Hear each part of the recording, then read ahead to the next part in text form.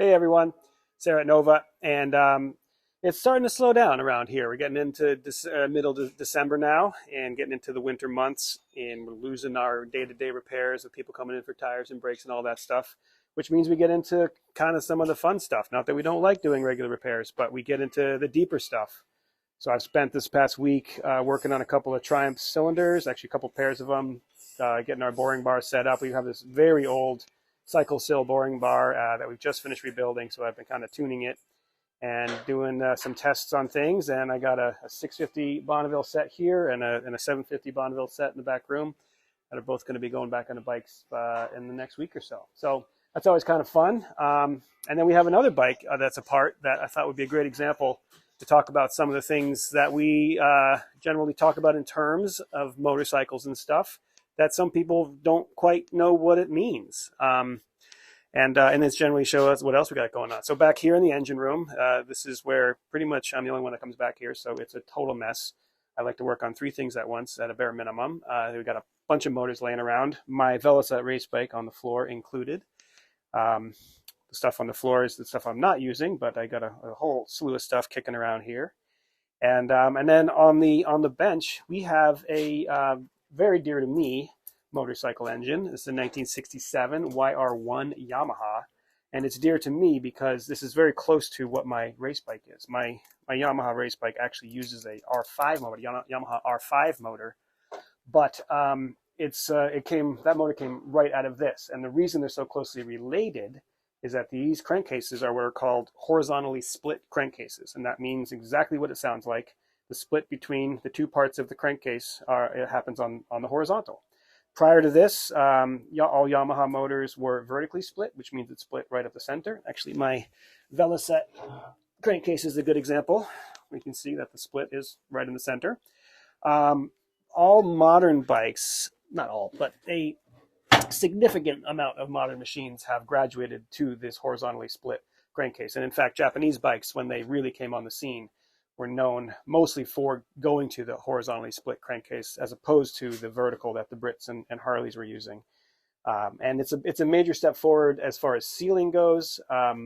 It's less likely to leak, and in a two-stroke, leaking is far more of a problem because the crankcase on a two-stroke is actually pressurized and part of the combustion cycle, whereas on a four-stroke, it's just kind of holding oil and holding the crank. So leaking is very important to not have happen down here. But even on a four-stroke, you don't want it dripping all over the place. I mean, the joke about Brit bikes and Harleys is that they leave their mark, but it's old after a while. And then the other thing that happens is you get a much more supported center crank area. So you have a place to put a large journal to hold. In this case, you have two bearings here, and you can really support this crank. So as a two-cylinder, it's not going to want to flex as much because it's really held. And that really helps. So this bike was a 350cc two-stroke and put out around 32 horsepower, I think, which for its time and for its weight was absolutely phenomenal. This thing would eat Triumph 500s alive. And in fact, these started to win races. Bikes based off this were the first bikes to win, the first 350 two-strokes to win at Daytona against 750s and 500s and things like that. So it was called the Grand Prix for a reason. It was really Yamaha took what they'd learned from racing, applied it to their street bikes, and made a very cool and effective giant killer out of it. So I love this thing. It's very similar to mine, and it's really kind of the best of what the 60s could do. This was really cutting edge in 1967 when it came out. A couple of cool little things before we get into what we're going to talk about. This kind of part, particular to this bike, the holes in the piston here. Not unusual for two-strokes because you have ports that happen all over the cylinder on a two-stroke. But what's cool about this R1 here, YR1, is that there's a sort of partial chamber in the cylinder there, and that's coincides with that. So you have a transfer port of kind of a little extra boost port of stuff coming through and up that chamber into the combustion area to get burned. Very interestingly thought out. It's kind of complicated for.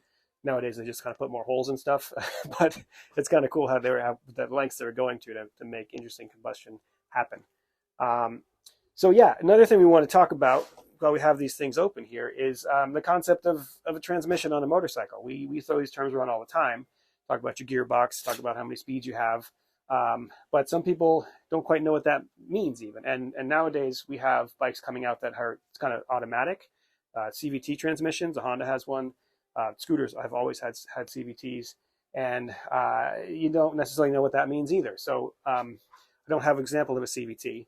We're going to stick with gears on this one, but the basic concept of a transmission is the same as a standard transmission in a car. You have two different gear sets, basically, one input, one output, and each set is a paired gear. So much like a bicycle, you have one driving and one being driven. That connects to the driven one connects to the sprocket, and the sprocket goes back to your rear wheel. The sprocket on the rear wheel turns, always good.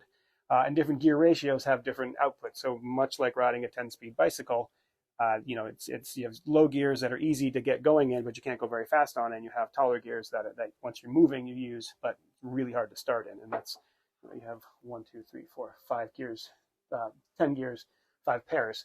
That means that's a 5-speed gearbox. This kind of construction here, where the transmission is sitting in the crankcase itself, is called unit construction. People don't even really use that term much anymore because everything is made like this.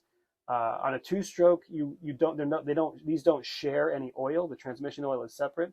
As I said, the sealing of a crankcase, a two-stroke crankcase is important because this is pressurized. So this is not shared. But on a modern 4-stroke, it uses exactly the same oil. You have your engine oil is your transmission oil, and that's why it's important to use a motorcycle-specific oil, because these gears will wreak havoc on an oil. On a car oil, will just chop it up and you will burn it out very quickly. So in the old days, you had a separate transmission, a non-unit or pre-unit. If you're in the Brit bike world, you hear people talking about pre-unit stuff. This is the transmission from my Velocette. And it literally mounted, it's completely self-contained. You can take it out, you can walk away with it. And it mounted to its own brackets. These are brackets that mount to the frame. And it's completely separate. It's driven by a chain from the engine, but that's the only connection you have. They don't touch each other other than that. And it has its own fluid, uses gear oil back here, or some people use, you can use all sorts of stuff. That's an oil conversation. I don't want to get in discussion about that at the moment, but in general, you use a gear oil back there, and it's completely separate. This is a 4-speed, pretty old school, and that's the way they were doing it. So Harley still does this. When I talk about modern machines, I pretty much exclude Harley, because Harley has just made a living off of making upgrades, but not major changes to their ancient designs. So they still have independent gearboxes and independent primary drives on their bikes, and they do use separate gear oil from the engine oil, because they're basically an old thing. So yeah, and then otherwise shift forks. You know, you're riding a bike, thing starts acting funny, stops shifting, and your buddy says, "Oh yeah, maybe you bent a shift fork," and you have no idea what you're talking about. This is the shift fork, and these are turned when you hit your shifter. It moves this drum around, and these forks are geared or keyed into the grooves in the drums. So as you rotate the drums, these change position, and these forks slide into preset spots on certain gears, and that moves the gears around in a very calculated dance that gives you your gears combination. Yeah, so they slide around here. You know, it's hard to get it all to move when it's not together, but this is kind of what we're talking about. And then another thing that happens, if you're riding your bike and say you goose it hard and it pops out of gear, you may not know something. You may be like, what's going on with that? Some people come to us with that problem and they think it's their clutch.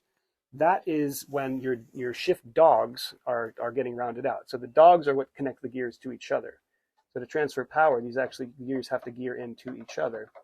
And so your dogs are these little guys. There's a dog gears into that dog. And with use, these edges get rounded out and they stop engaging. So when you hit the power, it'll just pop off like that. And suddenly you're freewheeling. You're in what's called a false neutral, where you're not making power. You're not actually connecting things, but you're not in the actual neutral as well. So that's a common thing on older machines, especially machines that get maybe abused a little bit. Bent shift forks tend to happen from shifting hard, downshifting without your clutch, or just really banging on it when you downshift, not being gentle.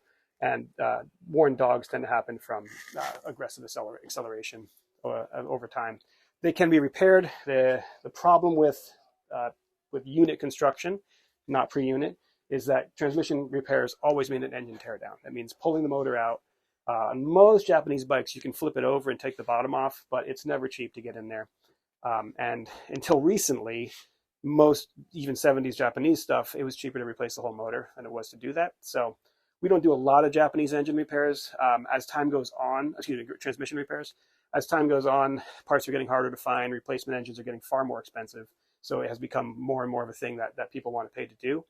They're not that hard to work on. They just take a little extra time to get in and out. Whereas a Brit bike, you either pull the whole transmission out, or on most like Triumph BSA, you can actually take some side covers off and pull all these gears out of the side without disturbing the whole motor at all, which is kind of cool. Even though those are actually unit construction, they're easy to work on like that.